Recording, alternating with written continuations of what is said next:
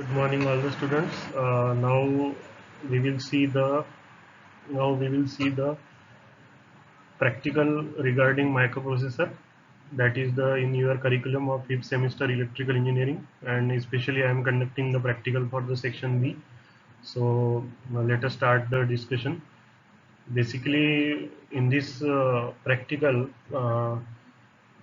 because as we are conducting the practicals online, so there are some limitations. So you can execute this practical in any kind of what you can download an application on Google's Play Store regarding this 8085. So many applications are available. You can download any applications from it, and you can execute the programs that I am going to give you.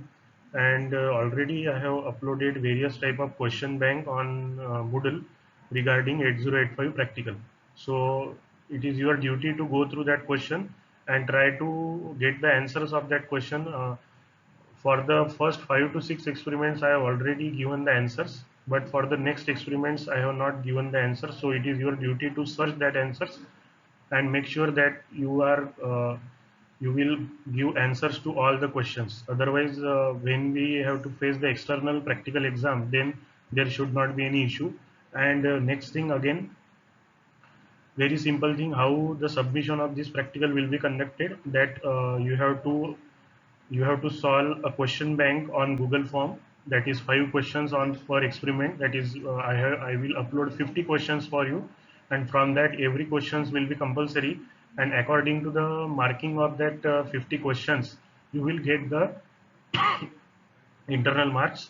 So make it clear that it is not just seeing the video and your practical will be all right. That is not the case in this semester, because in the last semester you were without any examination, you were passed, but now university, according to the university guideline, you have to appear for the what submission. You have to submit your term work. So term work you have to submit in the form of as per the instructions given by head of department.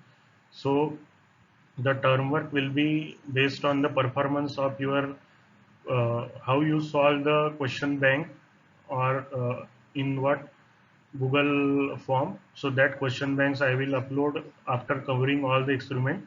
So it is your duty to go through it properly. Now again, as far as working of 8085 is concerned, I have uploaded a video regarding the 8085 animation. So you go through that animation, you will get the things. So today what we will discuss, let us start our discussion. Today we will discuss the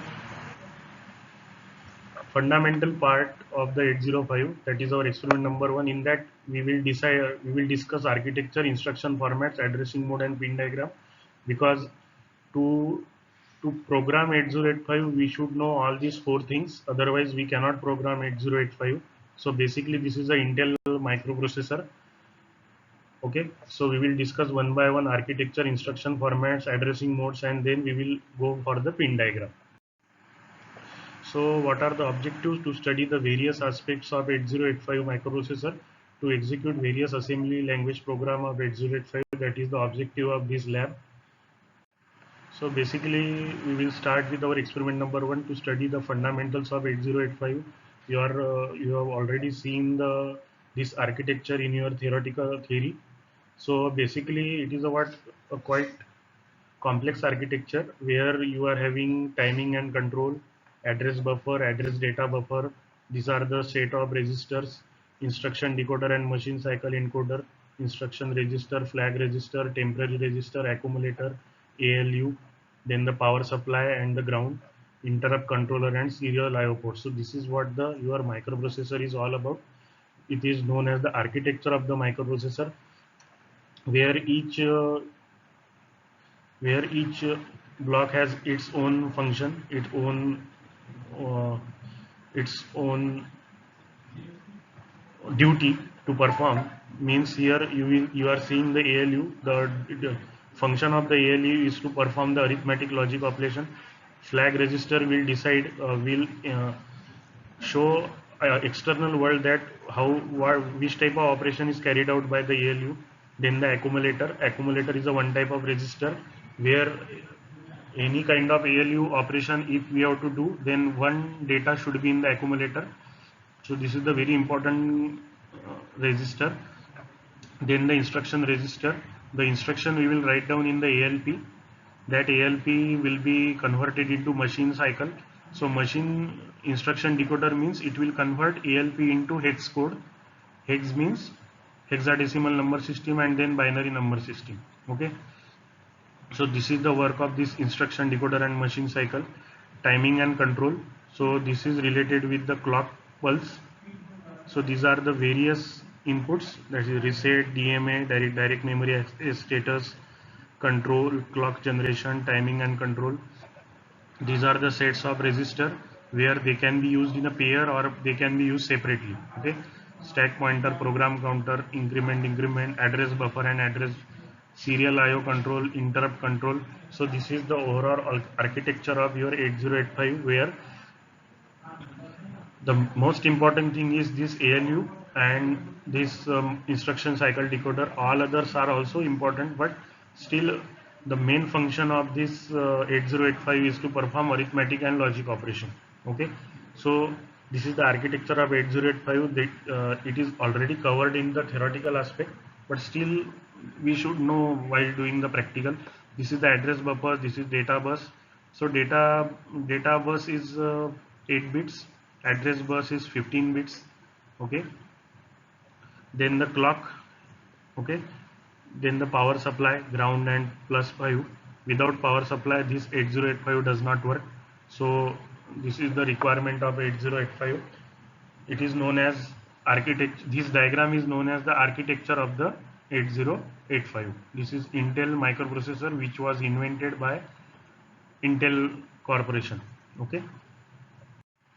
Now this is what the pin diagram of your 8085, where the pin 1, 2, 3, 4. So all you can see here, these are the address lines. Okay, address lines and data lines are multiplexed here. Then the read write, IO read, IO write, ready, reset in, clock out, hold, HLDA, positive VCC. This is the clock. Okay, so complete description is written here, that is SID, serial data ins, serial output data, higher order address bus, multiplex address bus, ALE, address latch enable, S0, S1, IO, M bar, control and status signal, read bar.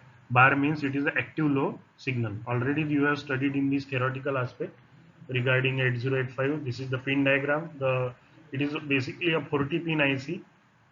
It is basically a 40 pin IC which is known as the DIP, dual inline. Dual inline means the pin is on this side you are having 20 pins, on the, let us say, left side you are having 20 pins, and you are at the right side also you are having the 20 pins. So this is the known as dual inline package. Okay, so this is known as the pin diagram of 8085. In theory or in practical it may be asked, draw the pin diagram of 8085, so you should be ready with it. Okay, now these are the known as instruction formats. So there are 1 byte instruction. So example is written as move a comma v, whose opcode is 78h. See here, there is no need to mug up the opcode, because opcode sheet with us, opcode sheet always will be, there will be opcode sheet, and as per the opcode sheet we will execute the program. Okay, so this instruction is move a comma b is 1 byte. 2 byte instruction is mvi b comma 02h. Okay, so this is the 2 byte instruction, opcode and operand. Opcode for mvi and this is the operand. Okay, then 3 byte instruction is jump 6200. So opcode is for the jump instruction. 62 will be stored here at the first memory location, and 00, that is the second operand at this memory location.